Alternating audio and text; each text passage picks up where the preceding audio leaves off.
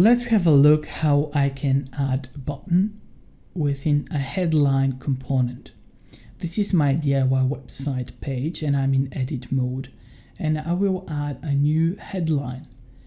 The headline is a fairly complex component that can have a background, image as a background.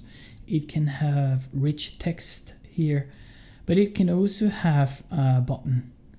And the way to add button is clicking on the headline settings, that pencil over here.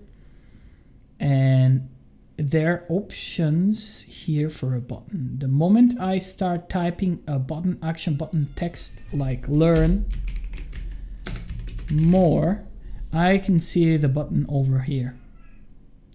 And then I can specify URL. That could be URL from my website, but it could be also external URL, like Google.